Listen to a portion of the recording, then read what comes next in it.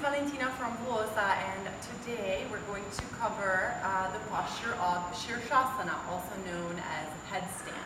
Shirsha in Sanskrit means head and asana means posture. So it is an inversion that will literally flip upside down to the point where our heart will be above our head. Inversions are extremely beneficial for our circulatory system. They reverse the flow of blood.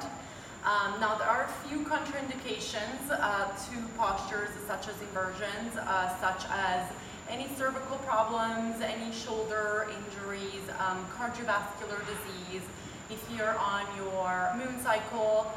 So just keep those in mind as we approach today's posture. Another important thing I want to mention is that inversions in general require a lot of core activation, a good breath awareness, and especially in the posture that we'll be visiting today, where we'll have our head in contact with the ground, there is a risk factor of putting too much weight on our head, rather on our neck. So our cervical spine at this point will be loaded with our entire body weight. So we usually say that we have 70% weight on your shoulders and arms, and 30% weight on the top of your head. That 30% weight will actually strengthen the muscles of your neck if done correctly. So it's an important posture to practice. Shirshasana is known as the king of postures. So it is a very, very important posture to be familiar with. I'm going to show you a few warm-ups here for the posture. So one is going to be what we call Gomukhasana arms, okay? So you can have your belt in your hand. You're going to take your right arm, inhale up, and as you exhale, bend your knee, bend your elbow. Okay, so from here, take your arm to the side, inhale, and as you exhale, turn the thumb down and reach back. Okay, so this is a shoulder opening exercise. I'm going to work on turning my outer upper arm in towards my ear, moving the arm up and back towards the wall. And now ever so slightly drawing the top of my left shoulder back and moving the left shoulder blade in towards the chest. I'm going to try to draw my front ribs in towards the back of my body and keep my core active and breathe. Okay, inhale and exhale to release. So this arm variation prepares us for the exact same posture that we'll be taking later in our inversion. Moving on to the second side, I'll grab the belt into my left arm, inhale up, exhale, bend. Optionally, we didn't do this on the other side, but you can also start to turn the arm from the outside in so that you favor external rotation of the upper arm and the shoulder socket. Now I'll inhale my right arm out, exhale, turn the thumb down, and reach back. Okay, so I'm here, and once again, I'll remind myself of all the cues as I did before. So I'll take the left or upper arm and draw it in towards my ear, move it up and back, and take the top of my right shoulder and draw it back.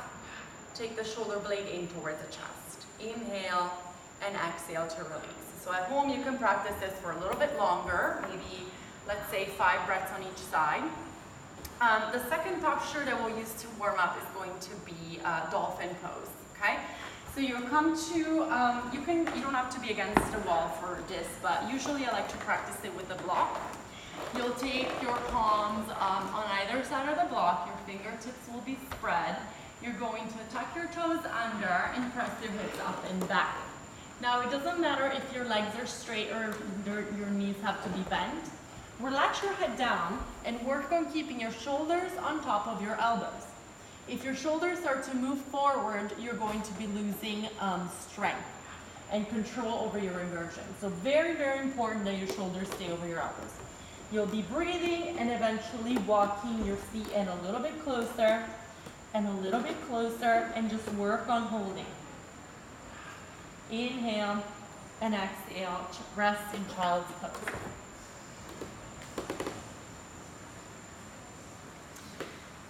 Okay, so next up we're going to move into the final pose of our video. A lot of the times our mats will be too thin for our head, so you'll want to fold your mat 4 ways. That means 2 ways, and then once again 4 ways, okay? I'm going to show you the pose at the wall because it's a good way to start, especially if you're still getting familiar with being inverted. Once you feel more comfortable, then you can get away from the wall and practice this on your own. Okay, so we're coming up right up by the wall, and I'll first come into an all-fours position. I'll interlace my hands to measure the distance between my elbows. I want my elbows to be shoulder distance apart. Now I'm going to interlace my hands with the palms open, and I'm going to place the very top of the head, so not the forehead, but the crown of my head down on between my palms. My head is now being cupped in between my palms, okay? Remember, 30% weight of the head, 70% weight on the shoulders. Now, as I press down into my forearms, I start to lift up through my tops of my shoulders. I keep my abdominals tight and tuck my toes under. I start walking in. What I see a lot happening here is that students are often impatient to get up, and so they start kicking. There's no need to kick, so you'll keep walking until you'll get one knee to your chest. The other knee will come to your chest as well, and you'll take both of your feet to the wall. Now you'll straighten one leg, straighten the other leg, and you're in Shirshasana headstand, okay? If you want to balance, you'll get away from the wall. Open your legs out wide and spin your inner thighs to the back of the room so that your thighs are in line with your hips. Keep pressing down through your forearms and lifting up through your shoulders. Keep your core engaged, your legs working. When you're ready to come down, you'll take a deep inhale. Exhale, bend one knee and the other knee. Take one foot into the chest, try to hold, take the other foot into your chest, and come down. Stay in child's pose for a few breaths.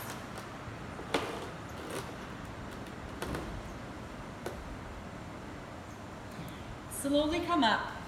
It's important that we take our time to release away from inversions because our blood was just all in our head, okay? Now the true counter pose for Shirshasana headstand is actually going to be any pose that will truly release our neck. So it could be most forward folds where our head is free and unsupported. So for today, I'm going to take Adho Mukha Svanasana, downward facing dog. So I'll take my hands as wide as the shoulders, spread my fingertips wide, inhale, and exhale, press my hips up and back, okay?